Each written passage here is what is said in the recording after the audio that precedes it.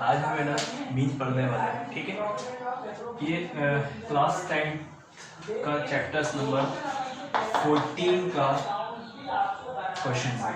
हम उसमें 3 मेथड्स पढ़ेंगे। फर्स्ट मेथड हमारे लिए मीन है, सेकंड वन इज हमारे लिए मोड है, ठीक है, and third one is medium, ठीक है। ये 3 मेथड हमको इस चैप्टर्स के अंदर पढ़ने। चैप्टर्स नंबर 14, इस चैप्टर्स का नाम है स्टैटिस्टिक, ठीक है। तो इस चैप्टर्स के अंदर हमको 3 मेथड सॉल्व करने। एक मेथड का नाम है mean, second one is mode and third one is median. तो सबसे पहले हम मीन के बारे में पढ़ लेते हैं कि मीन होता क्या है, ठीक है। तो सबसे पहले हम किसके बारे में पढ़ते हैं? मीन। तो हम लास्ट क्लास में पढ़ चुके हैं, 6 प्राइमरी क्लास में पढ़ चुके हैं मीन, अरिथमेटिक मीन क्या होता है, हम अरिथमेटिक मीन को कैसे निकालते हैं, ठीक है। तो जितने भी हमारे पास ऑब्जर्वेशन होते थे, ऑब्जर्वेशन मीन हमारे पास इस तरीके से बहुत सारे नंबर होते थे, तो हम अरिथमेटिक मीन हमको प्राइमरी क्लासेस में मीन निकालने के थे कि आप इसका क्या निकालिए, मीन निकालिए। तो हम क्या करते थे, इन सब नंबर को, इन सब ऑब्जर्वेशन को प्लस करते थे। क्या करते थे? सबको हम क्या करते हैं? प्लस करते हैं, ठीक है। तो 3 और 5 इसे मैं प्लस कर देता हूँ, 3 + 5 + 6 + 7 + 8 + 9, ठीक है। और टोटल नंबर सब टोटल नंबर से डिवाइड कर देते। जैसे कि टोटल नंबर कितने 1 2 3 4 5 6, तो हम यहाँ से किससे डिवाइड कर देते? 6 से। तो ये हमारा क्या निकलता था? अरिथमेटिक मीन, ठीक है। लेकिन अब हमें क्लास 10 में क्या दिया, इसका स्टैंडर्ड थोड़ा बढ़ा दिया। मतलब जो ऑब्जर्वेशन हमको दी है, इस ऑब्जर्वेशन को अब हमें किसके फॉर्म में दे दिया? टेबल के फॉर्म में। किसके फॉर्म में दिया? टेबल के फॉर्म में दे दिया। अब उस टेबल के फॉर्म से हमको क्या करना है? मीन फाइंड करना है, ठीक है। तो चलिए मीन फाइंड कर लेते हैं टेबल के फॉर्म में, ठीक है। तो मीन का सबसे पहले हम फॉर्मूला लिख लेते हैं। मीन का फॉर्मूला, हम मीन को रिप्रेजेंट करते हैं x बार से। किससे रिप्रेजेंट करते हैं? x बार से। और इसका फॉर्मूला होता है summation of fx divided by summation of f। हाँ, ये होता है मीन का फॉर्मूला, ठीक है। मीन को हम रिप्रेजेंट करते हैं x बार से, जिसका फॉर्मूला होता है summation of fx divided by summation of f, ठीक है। तो अब हमको एक टेबल हमें लिख लेते हैं, 0 से 10, 10 से 20, 20 से 30, 30 से 40, 40 से 50। यहाँ पे मैं एक टेबल लिखा है। ये इस टाइप की टेबल आपको हमेशा क्वेश्चंस में आपको गिवन रहेगी, ठीक है। जो मैं यहाँ पे एक टेबल बना रहा हूँ, ये हमेशा आपको ऑलवेज इस टाइप के आपको क्वेश्चंस में ऑलवेज गिवन रहेगी, ठीक है। ये जो आपको टेबल दिख रही है, इस 0 से 10, 10 to 20, 20 to 30, 30 to 40, 40 to 50, इसको हम बोलते हैं क्लास इंटरवल। क्या बोलते हैं इसको? क्लास। और क्लास इंटरवल अभी यहाँ पे इसके बाद जो नंबर्स होते हैं उसको हम क्या बोलते हैं? फ्रीक्वेंसी। जैसे यहाँ पे 3 5 7 5 and 4, ठीक है। ये हमारी फ्रीक्वेंसी है। अभी फ्रीक्वेंसी, ये क्वेश्चंस ऑलवेज हमें बुक में दिया रहेगा, क्वेश्चंस दिया रहेगा। आपको ये बोलेंगे कि आपको इसको मीन फाइंड करना है, इस क्वेश्चंस को, इस टेबल को मीन से फाइंड करना है, आपको मीन निकालना है। तो मीन के लिए हम कुछ मेथड देखते हैं, किस तरीके से, कुछ स्टेप्स होती हैं उसकी, ठीक है, हमें किस तरीके से उसको फाइंड करना है, ठीक है। तो जो मैंने अभी फॉर्मूला लिखा था, ये आप लोग ने लिख लिया था, ठीक है। तो अब हम मीन निकालने के लिए बहुत इंपॉर्टेंट है, ध्यान से सुनिए, कि जब हम मीन निकालेंगे तो हमें 2 टेबल और बनानी, मतलब 2 कॉलम और हमें क्या करना है? बनाना है, ठीक है। कितने कॉलम्स बनाना रहता है इसको? हमें 2 कॉलम, मतलब हमें 2 कॉलम्स की नीड होती है, सिर्फ ओनली 2 कॉलम्स, ठीक है। देखिए हमने 2 कॉलम्स यहाँ पे बना दिए, हमें सिर्फ 2 कॉलम्स की नीड होती है। सबसे इंपॉर्टेंट होता है इसमें x की वैल्यू निकालना। किसकी वैल्यू निकालना? x की वैल्यू सबसे इंपॉर्टेंट था मीन की। हमने मीन में x की वैल्यू निकाल ली तो मतलब हमने मीन सॉल्व कर दी। पूरा गेम इस पे है, पूरा गेम इस पे डिपेंड करता है, ठीक है। अब हम x कैसे निकालते हैं? तो x का फॉर्मूला मैं यहाँ पे लिख देता हूँ, L1 + L2 डिवाइडेड बाय 2।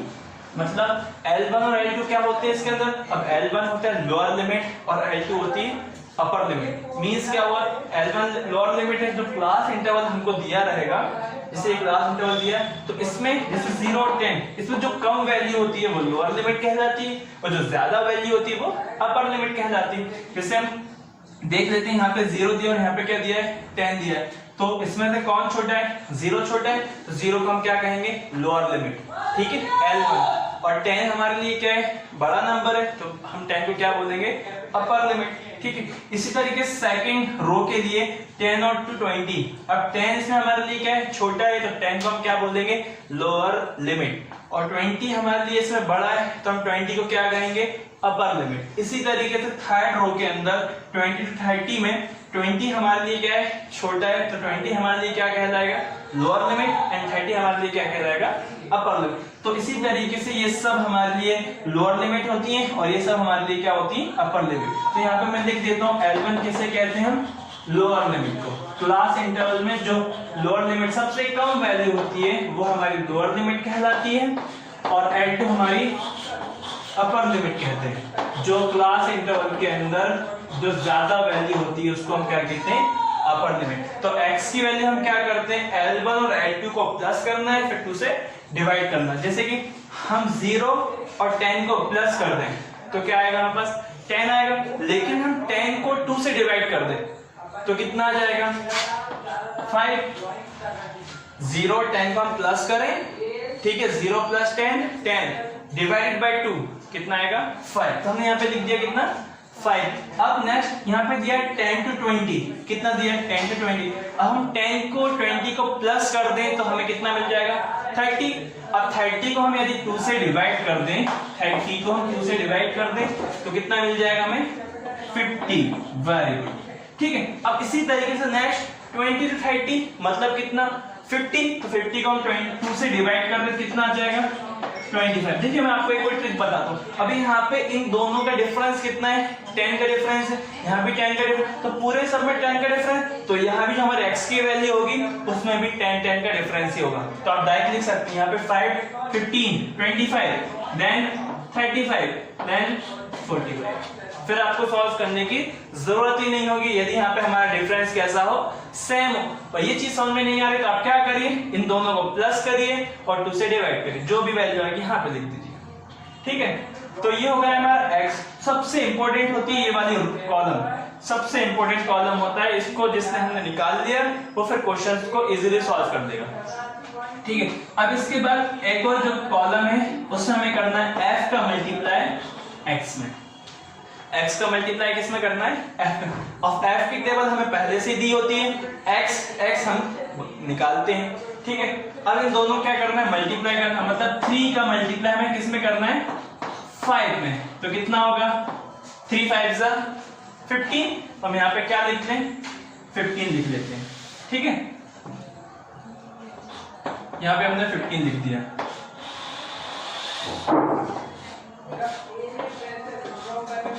अब यहाँ पे क्या लिखा है 5 और यहाँ पे क्या लिखा है 15, मतलब हमें क्या करना है 5 का मल्टीप्लाई 15 में करना है, तो 15 5 से कितना होता है 75। चलिए कर। अब यहाँ पे क्या लिखा है 7, f की वैल्यू 7 दी है और x की वैल्यू कितनी 25, हम यहाँ पे क्या करेंगे 7 का मल्टीप्लाई 25 में कर देंगे, तो कितना मिल जाएगा हमें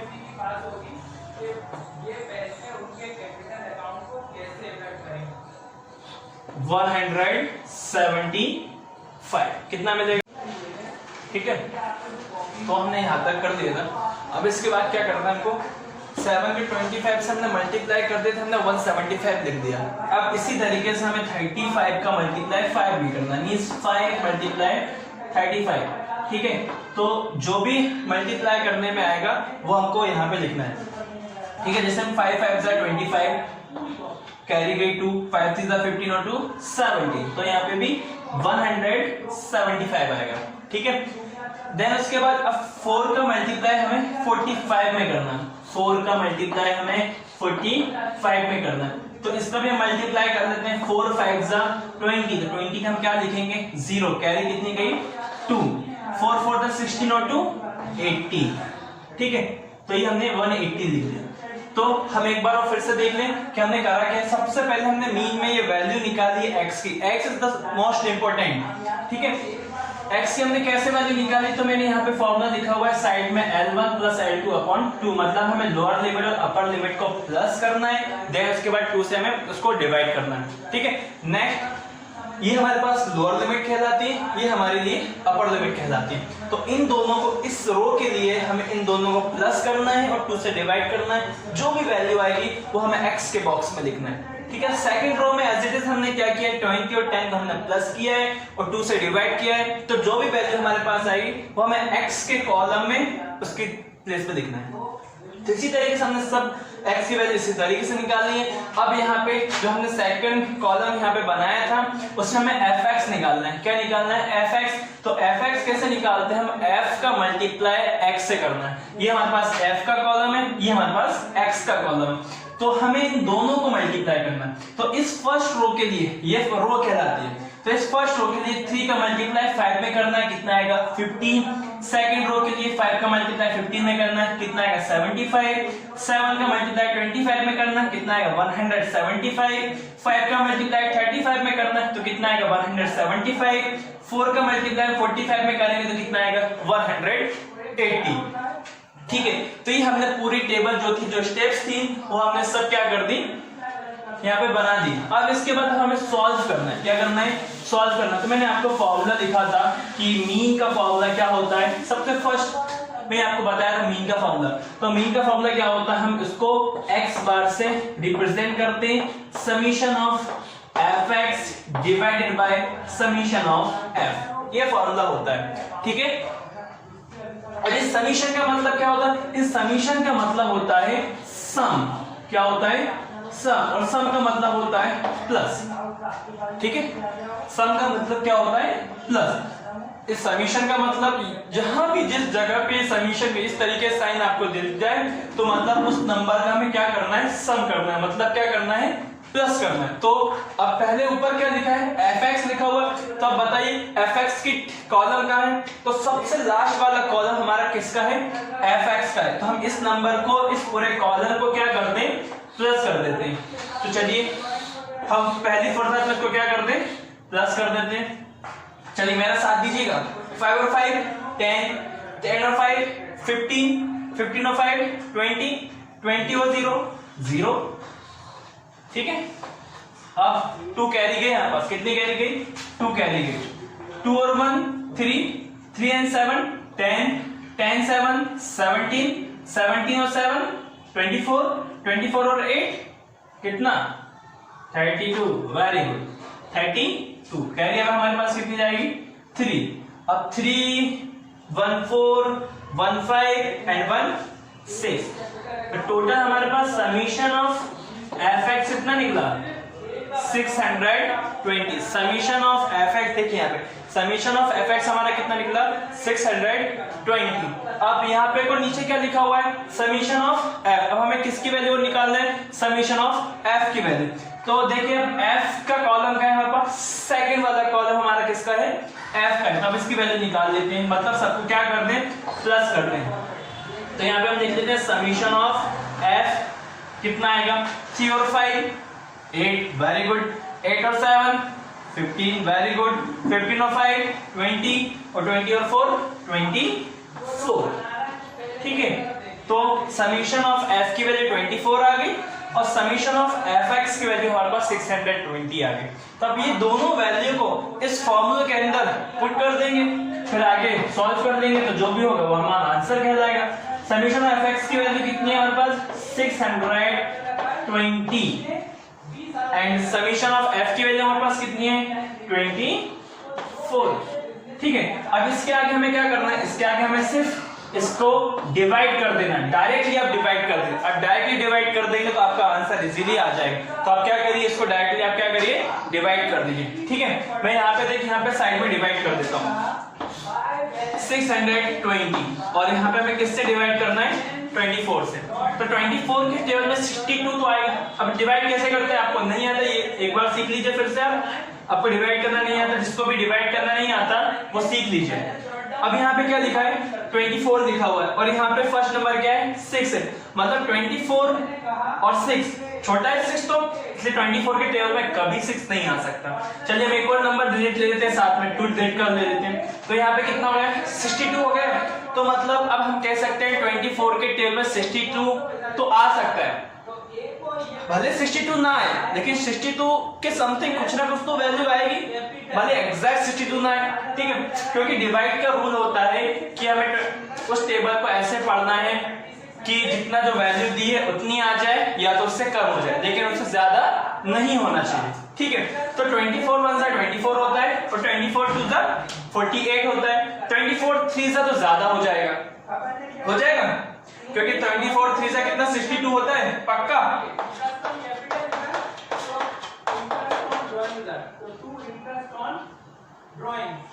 72 है ना, 24 3 से कितना होगा 72, तो ये तो ज्यादा हो जाएगा। तो हम क्या करें 24 2 से ले लेते हैं, 24 2 से कितना होगा 48, ठीक है, इतना ही होगा।